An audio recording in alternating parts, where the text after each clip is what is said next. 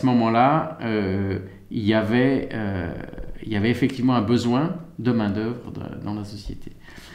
Libérer de la main-d'œuvre pour le secteur tertiaire et industriel, et pour faire court, en mécanisant l'agriculture. Et donc, les règles de la PAC ont conduit à ce que le nombre de paysans diminue beaucoup, quoi. Et on a poussé, dans certaines années, dans les premières 20 années de la PAC, il y avait des aides pour les agriculteurs qui arrêtaient. Et donc là, on les a poussés, mais je ne dirais pas que c'est le premier moteur de la PAC.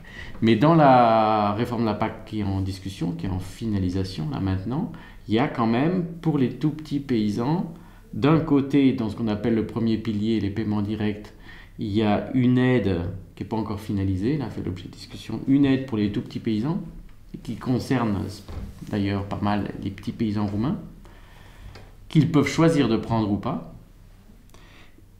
Donc ça c'est une chose, une petite aide, hein, parce que c'est maximum, le plafond est en discussion, mais ça va tourner autour de 1 000 € maximum, donc c'est par an. Hein, donc c'est pas...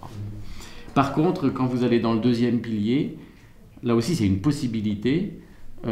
Le petit agriculteur qui est concerné par cette petite aide, il peut décider d'arrêter.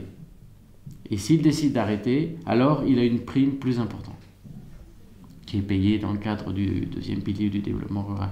Donc là, il y a effectivement une mesure qui est facultative pour les États membres, une mesure qui pousse les petits agriculteurs à partir.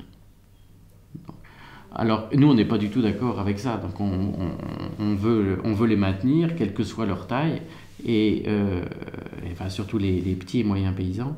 Et donc, on n'est pas pour donner de l'argent pour qu'ils arrêtent. On est plutôt pour leur donner plus d'argent pour qu'ils puissent se maintenir.